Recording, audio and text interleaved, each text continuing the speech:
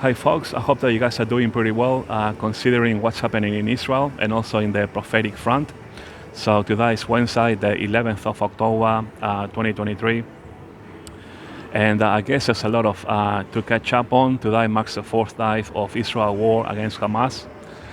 And there's quite a lot to talk about, folks. This, of course, has, taken Israel by surprise, this attack from Hamas. And we know that Iran has plotted this.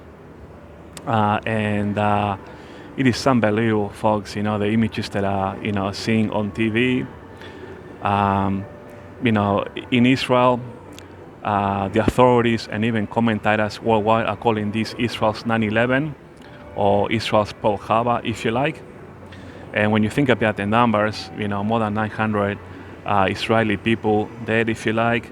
Many have been taken hostages.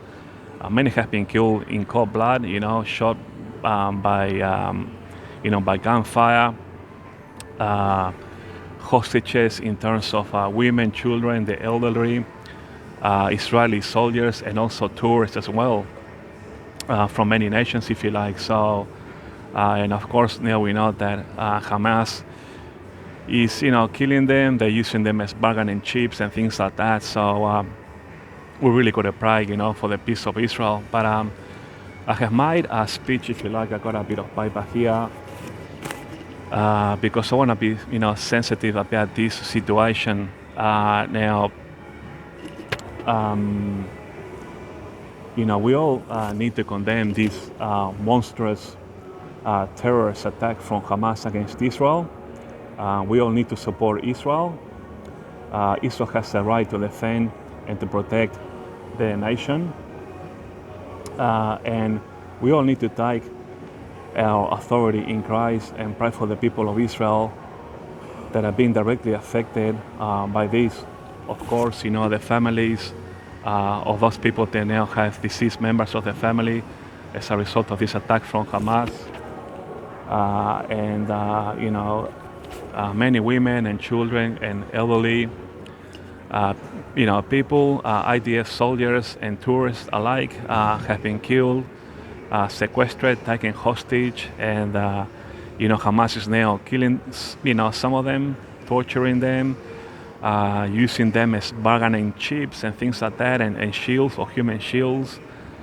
These people are, below the level of animals, because you can walk up to a dog, in your local park and give him a pat on the back, and the dog will wag its tail back to you, all happy, wanting to jump on you, and he's expecting a little pat on the head. But these people, they don't have a filter in their brains. They're ungodly people. I don't know what goes through their head, folks. Just pure evil, wickedness, and like I just said, no filter. No moral, no ethics, no nothing, folks. Just a completely evil, empty shell. So Israel has not only a moral and ethical responsibility to protect the people, but also a divine responsibility as well. And Israel is the only country in the world that actually has a divine responsibility to protect the people, and this is by covenant. Okay, now we know in Exodus chapter 24, verse 7, when Moses came down from the mountain and read the covenant to the Israelites, they accepted that, and then from then on, of course, Moses became the leader of the Israelites together with God in partnership. And from that moment on, the leaders of Israel, if you like, have had a divine responsibility to look after their own people by covenant, because they have a covenant with God. And so God wants the leaders of Israel to protect his people because they are under covenant. Okay, so that is a divine responsibility for Israel only. Other nations only have a moral and ethical responsibility, but not a divine responsibility like Israel has. So I just want to make that clear. And especially more so now that, with the prophecy of Ezekiel 37, the dry bones, God has brought back, the nation of Israel or the people of Israel into Israel. And God has poured the Spirit into them, and now they shall live. So, this is the responsibility that Israel has right now. It's a divine responsibility, to protect the people and the land. So it's kind of like like a dual responsibility, a divine responsibility, and also a moral and ethical. So you could say that it's a twofold responsibility, Now, yeah, just pray for the peace of Israel, folks.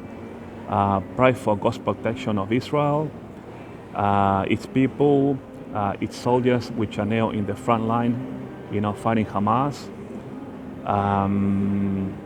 And also pray for all the people that are in the front line, like the police, the ambulances, doctors, all emergency services, for rabbis, and of course also for the leadership of Israel.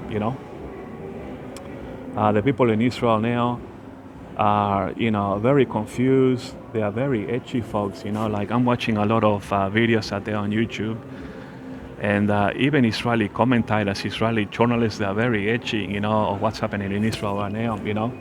Of course, I have many family members that are actually, that have been called up as reservists, and things like that to protect Israel. So people are on edge right now. So, and this has been the worst terrorist attack since Israel became a nation in 1948. So, we all have to condemn this, this evil act that Hamas has perpetrated upon the nation of Israel. And for Jewish people, all around the world, this is quite shocking, Like I have Jewish background myself, and yeah, it really knocked me out, Like it just caught me completely by surprise, and it just completely shocked me, rattled me, for a few days, because prior to the attack on October 7th, then I only just got back from a 1-week family holiday, with some of my family members. And we had a great time. We were really tired from the long trip. We went to the edge of the outback, of the Australian outback, if you like. And it took me a couple of days to kind of like recover from the long driving and the whole trip, if you like. And then, I was just kind of like in that holiday mood sort of thing. And then, Hamas does this, and so, I wasn't on my usual. I wasn't on my usual self, if you like. Like. When you're always kind of like on guard and things like that, it just caught me completely by surprise, folks, And the last couple of days, I've just been bunkering down at home, just preparing, trying to study for an exam, a final exam, which I finished yesterday, and finishing up, a term paper, a small one though, which also had to hand in yesterday, and now I'm on a 3-week vacation, so I'm looking forward to my holiday now for 3 weeks. I really need a holiday because, for the past 4 months, it has been rather tumultuous on my family front, if you like, with, many things that, have happened or occur, And so, yeah, I'm looking forward to, this 3 months break. So I got another bit of note here in which I got some statistics. So more than 900 Israeli people have died as a result of this, attack from Hamas. Like these people are just barbaric. Like I said on top of my video, like there's nothing in their brains. Like nothing registers upstairs. Like no morals. They don't even question what they're doing. They don't think about the consequences. They don't even think about God. Just mindless people, just evil, wicked people, folks. Like just like they don't even have an explanation. Like I said, the local dog in your park is actually more friendly than any of these Hamas animals. These people are just, demonic. Like. Now, of course, I'm considering my trip to Israel. I have been planning to go in early December for a whole month. And, some of my family members were kind of like okay with it, but not fully, kind of like lukewarm, if you like. And I spoke to my brother on the weekend, my older brother, and he goes, "Forget about it. Like go somewhere else." Um, my other brother said, "Forget about it now." So like yeah, none of my family members are approving me of going to Israel. So, but you never say no to God, you know. But especially if God leads you to go to Israel, because you just maybe your spirit will lead you to go there for whatever reason, So I don't know. We'll see, folks. But the Australian government, is recommending that, of course, we shouldn't go there. There's a lot of flights being cancelled all over the world and things like that. So, as you can imagine, Hamas firing all these rockets, many going to Tel Aviv where the airport is. So, you know, of course, the airport has to be closed down at some point in time, because it's a very dangerous situation. So, we'll see what happens, folks.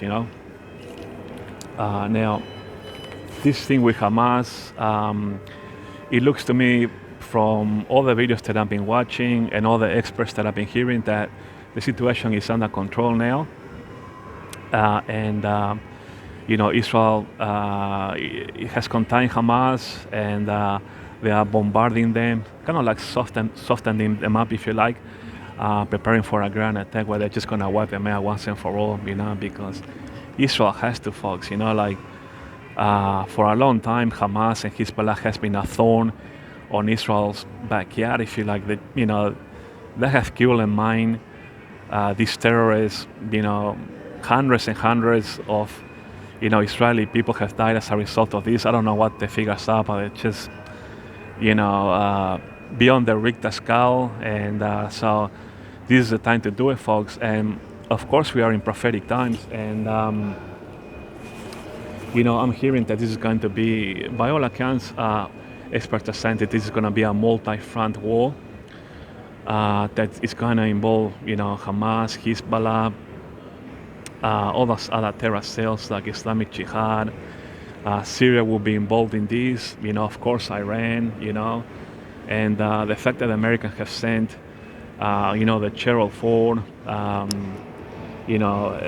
strike group, they mean business, and that is actually a warning for Iran, So, when America decides to send a strike group, they mean business because it's very expensive to send a whole strike group, at the.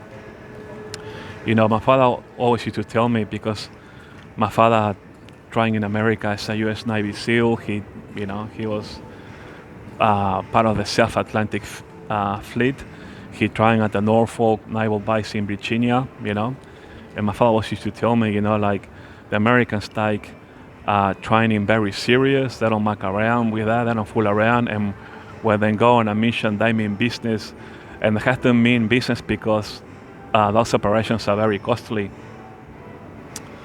And my father was also a naval commander as well. So, but anyway, folks, this situation is further developing. We know that, this is going to end up, this will end up with a secret war, folks, no doubt about it. As Israel takes care of Hezbollah, they're also going to have to take care of Iran's nuclear facilities once and for all. And also, we got the prophecy of Damascus being a heap of ruins, Isaiah 17.1.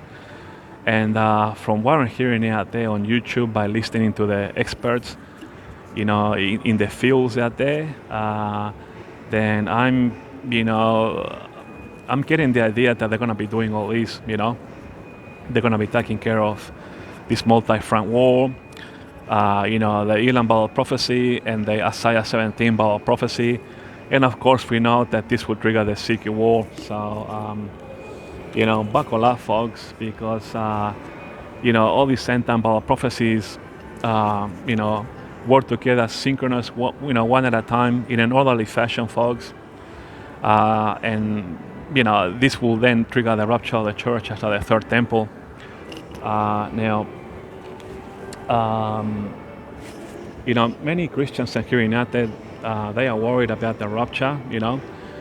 Of course, they are seeing how things are unfolding in Israel, and they're saying, "Hey, could the rapture be at any moment?"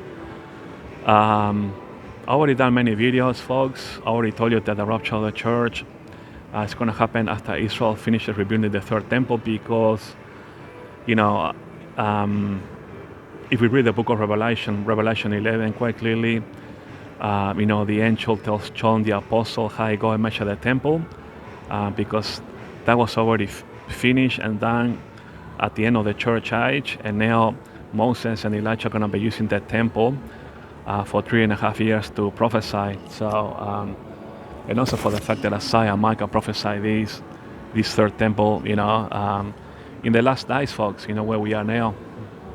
So we're going to be going through all of these, and we will see the secret war. We're going to be here for that, folks, because so we have the rapture of the church right now.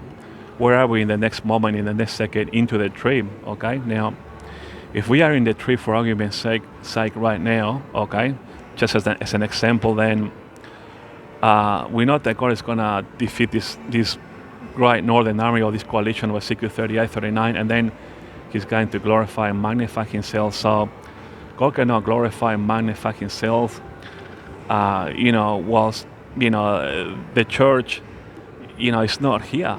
He has to glorify man himself, by showing the church and people worldwide. This is going to cause a revival, because he's going to send a strong spirit of delusion during the tribulation period that those that didn't believe on Jesus might be then. So do you see how, from my logical point of view, we cannot have the rapture of the church in any moment? As a matter of fact, if the rapture of the church was to happen in any moment, it will create chaos, complete chaos with the Bible prophecies. And we know that God is not the God of chaos, He's the God of order, The Bible prophecies will come to pass one at a time in a synchronous order, that this will then trigger the rapture of the church, So we will be here, folks, We're going to have to buckle up. Now, let me see what else has been said out there. Yeah, of course, Israel has turned the taps off, if you like, in Gaza. They have blockaded them in terms of them getting, water, food, electricity, and gas. That's a good thing, folks, because, by Israel doing this, it means that, those terrorists are not going to have any energy to move around. They're going to stay put where they are, and it's going to be easier for Israel to send them all into Hades where they belong, the doors of hell right now have been wide open right now. The fire pit, is enlarging, and there's going to be a lot of gnashing of teeth, because where do you think God is going to send all these terrorists from Hamas and Hezbollah and all those others that are going to come in this coalition, against Israel for the Ezekiel 38, 39 war? It's not like God is going to congratulate them easy. Of course, no. He's going to put them into their eternal place, which is a place of gnashing of teeth. Exactly, folks. And that's what they deserve if they come up against the nation of Israel, against the people, and against the land. Israel is the apple of God's eye, folks. He is a covenant. So now, what else have I got? Just bear with me, folks. I got some notes. I don't want to miss out on anything, because I haven't been on my channel for a little while, and now that I'm on 3 weeks holiday, I start in early November uni again, and between now and then I'm going to be coming on a more regular basis, doing videos for you guys. I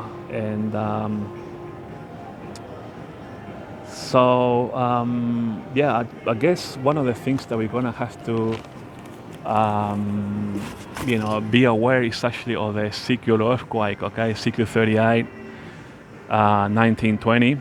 verse 19 and verse 20, the earthquake, that's gonna shake the whole world. Everyone's gonna feel, the shock waves. And yeah, folks. So just be prepared for that, folks. I had already prayed to God not to shake my building too much. So get on your prayers, folks. Start doing this now. Start lining up, if you like, your own situation for the future. Start preparing for the future, folks, because moving forward, between now and the rapture, we're gonna see some amazing things, folks, happening in Israel. Here, Israel has to protect the nation. This coalition that's coming down for Ezekiel 38, 39. I just mentioned here the earthquake.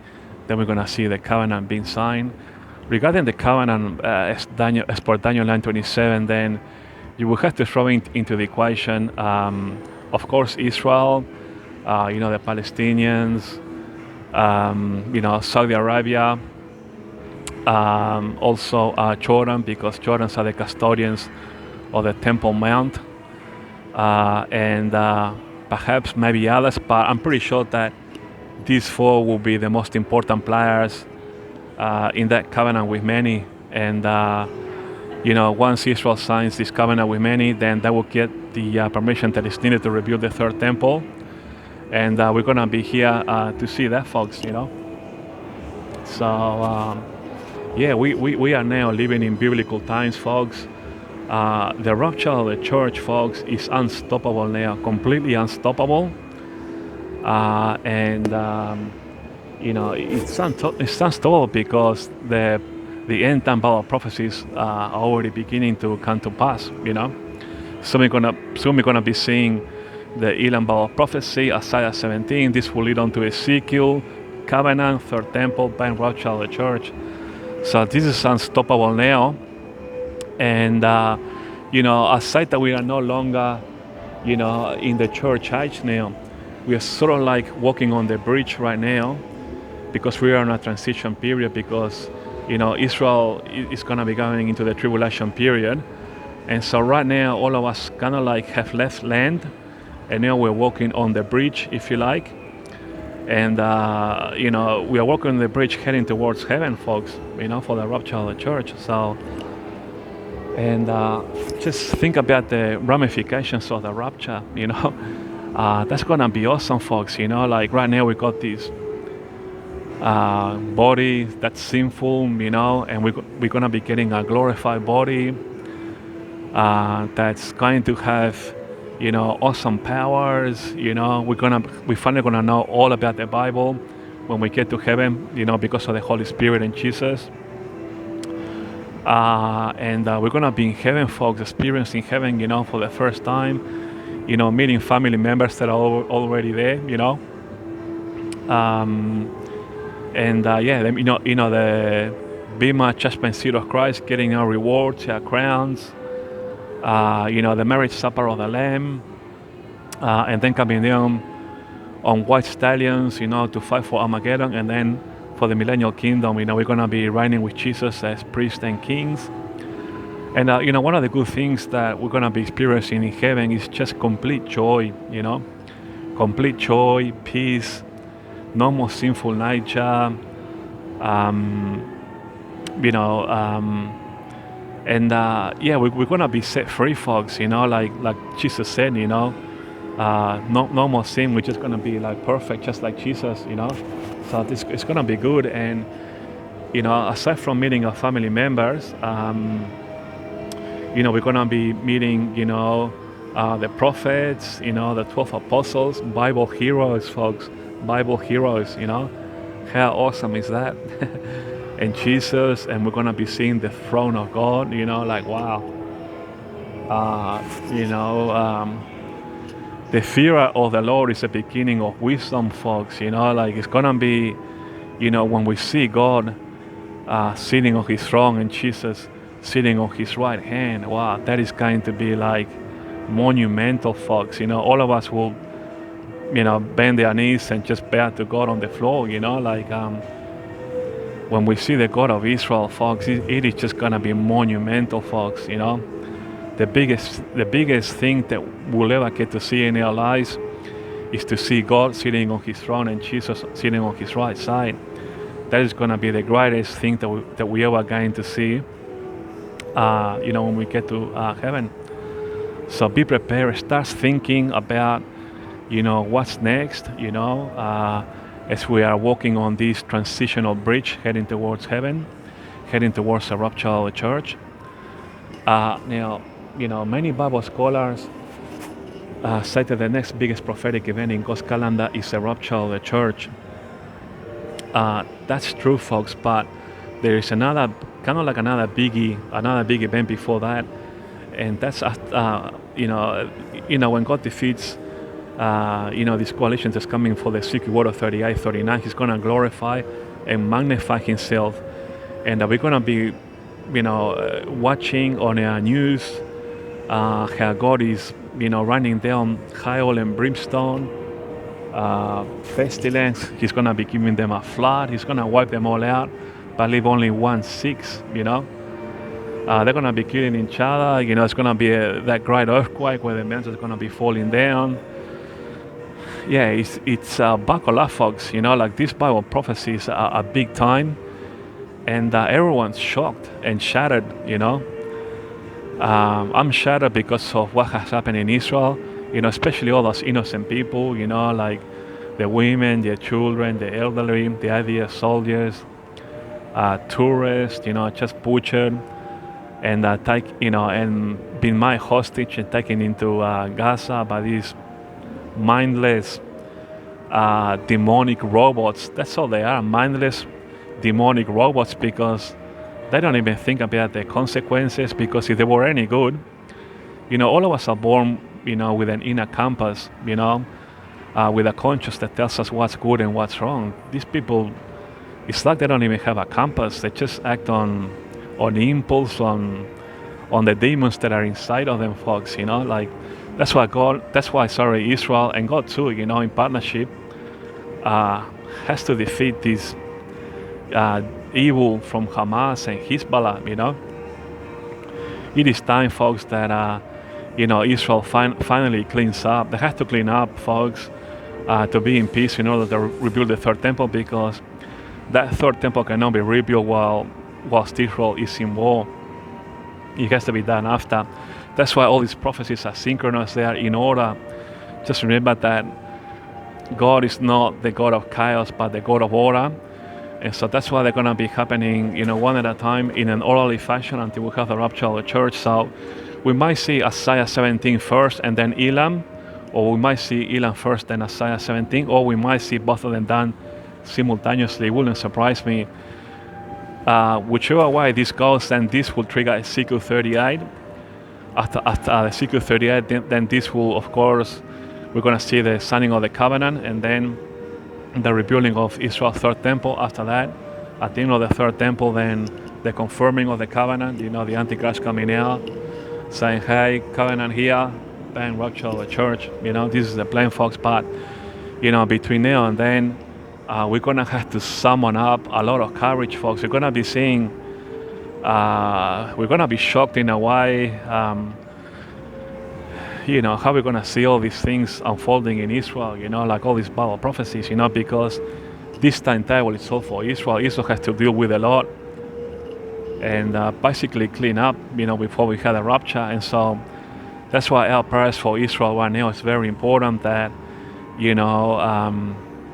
that we seek God, that we seek Jesus, and that take our authority in Christ, because don't forget that we're going to be coming back with Jesus, for Armageddon, and that his feet are going to touch down in the Mount of Olives, and, the Mount of Olives is going to split in two. So we're going to be coming with Jesus, and we're going to be living with Him. So, and don't forget that now that we have a living Jesus, we are of the seed of Abraham. So spiritually now we are of the seed of Abraham. So I guess, you guys, or we can call ourselves Jewish, So to those that have Jewish background, you are now even more, a little bit more Jewish, yeah, folks, what we're going to be witnessing now, folks, It's big time. Like it's big time. Yeah, it's gonna be quite shocking. Make sure that you don't watch videos that are gonna be a little bit obscene and just like way too much. Just don't show it to your children, to your younger audiences out there, because if some of these things that we are witnessing here with what Hamas is doing is just, even for adults, it's actually quite horrific. I don't even watch it. I just fast forward or go and watch something else. But nonetheless, I'm trying to watch as many experts as I can because I need to know what's happening. And just to finish up, folks, sorry, half an hour. I guess it's been a while. Just to finish up, folks, we're going to be seeing everything. Just prepare mentally, psychologically. We're going to be seeing some awful things. Don't forget that Israel has to deal with all these evil entities, okay, like Hamas, Hezbollah, Iran, the Syrians, and then that wicked and evil coalition that's coming down for the CQ 38, 39. But God is near with Israel. God will protect Israel. And, we just have to, endure these folks, We have to endure it. And above all, not only just pray, but read the Bible and try to understand the Bible prophecies. I've done a lot of biblical decipherings, okay? And when I decipher something, it's all on God's timing,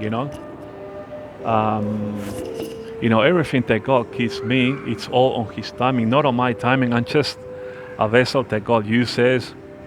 Because there's been many times where, for example, like at night, I just like watching television. I like watching YouTube, and I like watching videos of Israel. I like, normally watch bloggers that post videos on Jerusalem and things like that, That's why I love to go to Israel, because I really love Jerusalem, and sometimes I read the Bible, and when I open the Bible, then God leads me to a biblical deciphering, and I'm like, wow, it's God leads me, God uses me right there and then. But I only come on my channel, on my YouTube channel, with my decipherings, not with this kind of videos, but with my decipherings, and with what I say, okay, on my prophetic work, if you like. On God's timing, not on my timing. So I don't pick the time. It's God. It's everything that God gives me is on His perfect timing. All my biblical decipherings, everything that I have given you, has been only on God's timing, not on my timing. And I don't do anything apart from Holy Spirit. It's the Spirit of the Lord in me that leads me to do all this biblical deciphering on God's timing, not on my timing, on God. So I can't just give you anything at any time, or any biblical deciphering or anything on the prophetic time whenever I want. It doesn't work like that. It's when God actually leads me, and it's up to Him. I don't know when it's going to be my next biblical deciphering. That's completely up to God. So God doesn't put me under any pressure. It's just like, okay, unexpectedly in any moment, I could be watching telly, and I grab my Bible, I'm led by the Spirit of the Lord, and bang, I got a deciphering for you. That's how God works with me, and God helps me to. He gives me, the wisdom and the knowledge to pass on to you guys. So that's how God works with me, folks. And what is my next biblical deciphering? I don't know. Yesterday, I did one, but that was for Israel. Anything that I give in terms of, prophetic and biblical decipherings, it's all on God's timing. I don't know when my next one will be. It's completely up to God. I have no idea. I just, completely led by God on all of these folks, just like many of you are, So we'll see what happens. All I know is that I'm praying very hard now, saying, God, please give me anything for Israel, that I might know any biblical decipherings, because I already given the body of Christ many biblical ones. So now I want to help Israel. So if you guys can pray for me to keep biblical decipherings for Israel, I'll appreciate that. But it's all on God's timing, folks. I just have to wait until the Lord is ready for me, and when I'm led, I have to be led to do all these decipherings. When I'm led, then I will give you something. So, but anyway, folks, we got 35 minutes. Yeah, I guess now that I'm on holidays, I'm gonna be glued, to YouTube, and I just see all this stuff further develop. It's just one shock after the other, folks. It's, how can I put it? It's kind of like exhilarating, exhilarating. The times that we are in now, seeing all these Bible prophecies, and Israel is living and breathing Bible prophecy, folks. Israel right now is living and breathing Bible prophecy. The most important problem today in the world, in the geopolitical, is Bible prophecy. That's the single most important political problem in the world today, Bible prophecy, folks. It's all about the fulfillment of Bible prophecy. Because we want the rapture of the church. Israel wants the Messiah. The Antichrist also wants to rule as well. And so, I guess all of us have our own interests, if I can put it like that. It's all unfolding now. It's all unfolding now, folks. Like the biblical is unfolding, and we just have to bear it, folks. We have to do our best, folks. Be prepared for perhaps the price of oil and gas to go up a little bit, because whenever there's war in the Middle East, oil tends to go up, of course, for obvious reasons. A lot of the oil comes by ship through the Strait of Hormuz, so it's already gone up a little bit, folks. And of course, this is going to be causing inflation, and eventually we're going to end up getting the Great Reset. So, just buckle up. Iron sharpens iron. Help one another, folks. Share the gospel. It's simple to get saved. Just believe on Jesus. According to the gospel that Paul, the apostle, gave us, that you will find in the first book of Corinthians, chapter 15, verses 1 to 4. Here Jesus died on the cross. He shedded his blood. His blood now is in the Ark of the Covenant in heaven and in earth. And that he was buried and rose again on the third day, according to the scriptures. We are not saved for works, okay? Sorry, we're not saved by works, lest any man shall boast. Ephesians 2:9. Just 5 plus nothing, like many of you say on your YouTube channels. You're only saved by 5, just believing in what Jesus did at the cross, and that's it. John 3:15. For God sent His only begotten Son, that whosoever believeth on Him shall not perish but have everlasting life. So share the gospel, and try and save some of your family members that perhaps are not saved, and do your best. You can lead a horse to water, but making them drink, it's a different proposition. It's not easy, but everybody is responsible for their own salvation. So just make sure, folks, that to those that are new to my channel, just pray to Jesus. Say, Jesus, I'm a sinner in need of a Savior.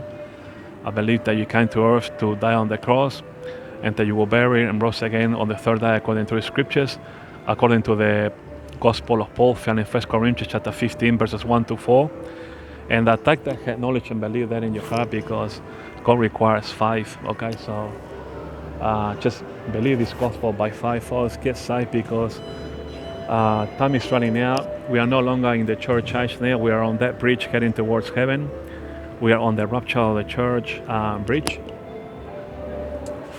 And between now, and the rapture, we're going to be seeing a lot of things, but glory is coming, folks. The rapture, it's going to be amazing, folks. Being caught up in the air in a split second. And man, oh man, folks, I will have to be here facing the trip if you don't believe on Jesus today. a lot of people are gonna regret not believing on Jesus, folks. So, of course, try to share the gospel. All right, folks, I'm done. 40 minutes. Thanks for watching. I'll endeavor to come on my channel and do more videos for you guys. See you guys later.